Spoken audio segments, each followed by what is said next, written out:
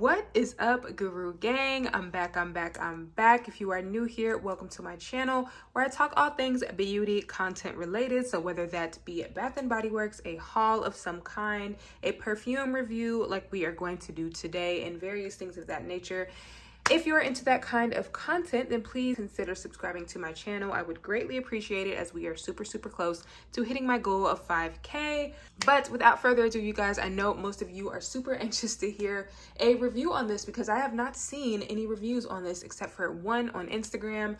And as soon as I saw this in my local Nordstrom, I had to check this out, bring it home with me, and test it out for a couple of days so I could give you guys a nice thorough review like I love to do. Let's go ahead and jump right into it. So as you guys can see, here is the box. It's actually very similar, if not the same packaging as the original Born in Roma. So if you are purchasing this in store, definitely make sure you are paying attention to your box because of course if you read it, it should say Born in Roma Intense, Eau de Parfum Intense down here at the bottom. So y'all just pay attention to that. But otherwise the packaging is pretty much the same. I did pick this up from Nordstrom, and by the time that I am filming this video, it is sold out on Nordstrom's website, and it is not currently yet available at Sephora. And I think Valentino is only providing pre-orders at the moment. So I will link what I can. As of today, there isn't too much I can link, but hopefully in the coming days, depending on when you guys are watching this, I will have an updated link for you guys that you can actually order this from if you are interested. There is the Intense bottle in all her glory, you guys. Super cute. Again, I got this from Nordstrom, and at the time, Nordstrom only has one size of this, which is the 3.4 fluid ounce. And as you guys can see, I've already put kind of a small dent in here. I've worn it for the past few days, basically trying to test this out for you guys and see what my thoughts are. I love this particular bottle. I love the black and pink. I feel like the bottle definitely represents more of me and who I am, because I feel like I'm a nice extreme mix of the color pink and the color black, which black is actually my favorite color. But anyways, you guys, I feel like I really love that bottle, and it does actually do a really great representation of the juice that is inside of here. Just so you guys can see kind of a comparison, this is the original Donna Born in Roma juice, so it's definitely a lighter pink juice as opposed to the juice in the Intense. Definitely a bit more dark, a bit more red, like it's definitely more pronounced, and so is the bottle. So definitely think these are a great representation of what the juices smell like. Donna Born in Roma Intense has main accords of vanilla, amber, white floral, warm, spicy, balsamic, and powdery, and that is definitely an accurate representation of what this smells like, you guys. It has top notes of vanilla, middle notes of jasmine, and base notes of benzoin, which is kind of an ambery type of resin, so it gives scents usually more of a sticky, like syrupy type of feel when you see that in the base. So it's usually a note that I really love, and all three of these are usually notes that I really enjoy. So when I saw this, you guys, I was super excited. And on Valentino's website, it actually says there are 3 different types of jasmine in here. So this is definitely heavy on the jasmine. I will definitely say that, y'all. Let's give her a quick spray then. I definitely sprayed my wall, so let's just pretend like we did not just see that. The opening of this, I get a lot of jasmine tea, okay? Like I'm smelling jasmine, but I'm smelling more specifically jasmine tea. I'm smelling something very zesty, very bright, very zingy, and it definitely reminds me a little bit of the original Donna Born in Roma. It's got a slight bit of vanilla, like it's a slightly powdery vanilla in the opening, but for the most part, I just get kind of a spicy jasmine. I get kind of a spicy jasmine, like a jasmine tea basically is what I'm smelling. I'm even smelling a little bit of like that pink peppery bergamot kind of bright zestiness that was in the original Donna Born in Roma. Like I get kind of that vibe. I don't know, just something very spicy and bright. So it reminded me a lot of another perfume that I have reviewed here on my channel, which is Alien Goddess Intense. Now, I did end up decluttering Alien Goddess Intense and giving that to my mother because I just did not vibe with it, because it had a very similar type of smell to me, and compared to the original Alien Goddess or even the original Alien, I just preferred either Alien or Alien Goddess. I did not care for the Alien Goddess Intense. It just did not wow me. There was something something about it that I just could not get with, and the original Alien Goddess just smelled way better and lasted way longer on me. Feel similarly right now about the Donna Born in Roma Intense.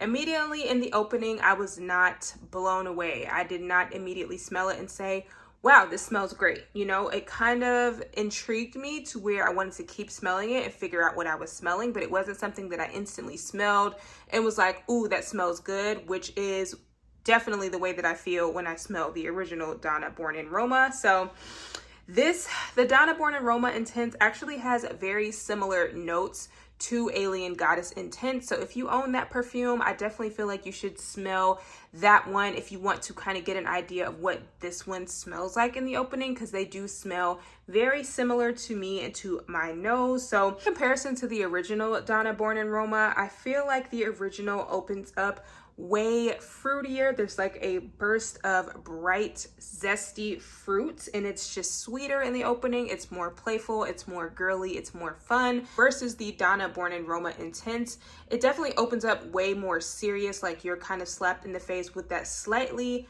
powdery, but mostly just a spicy jasmine tea type of smell. That's what I smell. Then in the middle notes, it does start to sweeten up. So I do smell something kind of similarly to the original Donna Born in Roma. It's kind of giving me like more of a resinous feel. I definitely get more of an ambery berry type of note almost coming through, but I'm still mostly getting just lots of that jasmine. It does, as it starts to dry down, get a lot more syrupy, a lot more resinous. Retained that jasmine throughout the fragrance, like it definitely stays. I do kind of get hints of something a little bit like fruity occasionally, but for the most part for me, you guys, I get just tons of that jasmine. This gives me very much daytime, easy reach, spring, summer, and honestly year-round type of wear. Like when I saw this and I saw the notes and saw that it was going to be a quote-unquote intense version of the original Donna Born in Roma, I immediately was like, okay, this is going to be perfect for the winter, perfect for the fall, perfect for evenings. Like, you know, that's the vibe that I got. But this honestly gives me more of a year-round, daytime, easy reach type of sense than the original Donna Born in Roma does. So I really don't get a lot of vanilla. I was really hoping that this was going to be a creamier, sweeter, richer version of the Donna Born in Roma. Like that's what I was thinking when I heard the name Intense.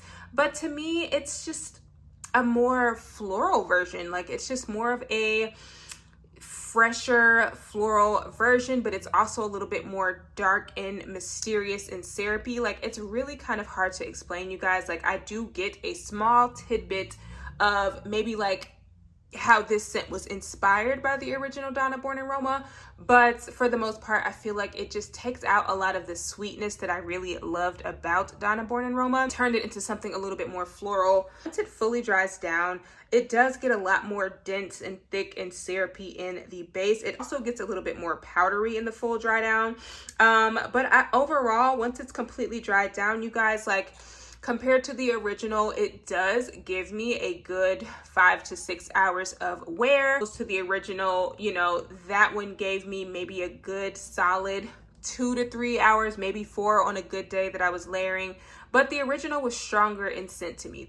The original had more of a punch, especially when I oversprayed. For this one, you guys, this was more of a soft scent bubble. Like I definitely had to continuously spray myself, and I oversprayed this perfume. I'm talking like 15 sprays each time that I wore it, just so I could get a decent scent bubble around me. And you know, I didn't get any compliments while I was wearing this. So I don't know if people just couldn't smell it, or maybe they just didn't want to compliment me this time around. But when I wear the original Donna Born in Roma, I can feel how sweet I smell. I get compliments like nonstop. And I don't know, it's just more of an experience when I'm wearing the original Donna Born in Roma. So I really miss the sweetness that is in the original Donna Born in Roma. And I was really hoping that they would add on to that and intensify it and make it more of a creamy, gourmand vanilla scent. That's really what I was expecting from this. But overall, it just did not translate that way for me. I think this could have been carried over a lot sweeter, and it would have made it a lot better and more of an intense version if they just amped up on the bourbon vanilla instead of taking the bourbon vanilla out, or even if they added in like tonka bean or something. Like, it's just not as sweet as I was wanting it to be and as I was expecting it to be. And to me, this is not something that I smell and say, oh, this smells like an intense version of the original. Like, I don't get that when I smell this. I would just say that this is another flanker. Like, I feel like they should have called it something completely different, like how they have Donna Born in Roma Coral Fantasy, Donna Born in Roma Yellow Dream. Like, I feel like they should have called this a different flanker instead of saying it's the Donna Born in Roma Intense, because it's not loud, it's not projecting. Like I said, I had to overspray it to get kind of that scent bubble that I wanted. And in comparison to the original, this one's definitely more of the quiet, reserved, rich auntie that nobody knows what she does for a living, but she smells good, but she's very to herself and she silently judges people. Like, that's the vibe that I get with this one opposed to this one. This one is the cool auntie that is like all the kids love, and you know, she's fun, she's always taking the kids out to do fun stuff, she's very, you know, popular. She grew up, she was popular, she's the favorite of the family, like she always giving y'all money, giving y'all candy. That's what this one gives me, okay? And it's just more of an attention grabber to me. And honestly, if I had to pick, for my personal collection, would much rather have a large 3 fluid ounce bottle of the original Donna Born in Roma as opposed to the Donna Born in Roma Intense. That's just my personal preference. Not mad at this one, but I'm not in love with it either. It's not what I was hoping for. It's not what I was expecting. The original Donna Born in Roma, I feel like stays super sweet the entire time that I wear it.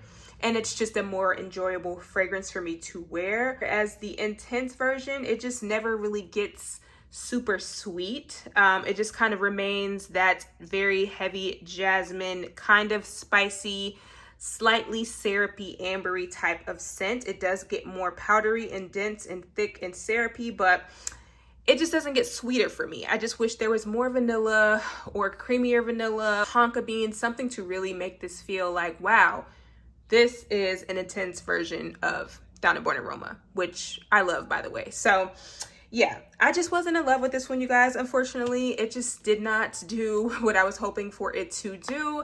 And it's just not one that I personally feel like I need. I feel like if I'm in the mood to wear a scent that's like this, actually just layer these two scents together, because these are two scents that I love on their own. So these two combined, I feel like would give me a much better version of this guy. So I don't know, y'all. For as far as how I feel about it, it's not wowing me. I know there are going to be so many other reviews as more people are able to access this. Like I always say, I recommend you guys try this in store when you are able to. See how it matches on your body, see how you feel about it, see what notes your nose picks up, because it's going to be a different experience for all of us. But as for me, I would much rather finish my small bottle of my Donna Born in Roma, the original, and just repurchase it in a 3 fluid ounce bottle and call it a day, because this is not one that I feel like I need, and it's just, it doesn't really impress me. It doesn't stand out. I feel like I'm probably going to forget what this smells like, and it just doesn't have that wow factor that I really prefer my perfumes to have this stage of the game of my collecting journey. So that is it for this review. I hope you guys enjoyed it. Also, check out some of my other perfume reviews on my channel. I do a ton of them, as well as Bath & Body Works reviews and things like that. And I will see you guys in my next video. Bye!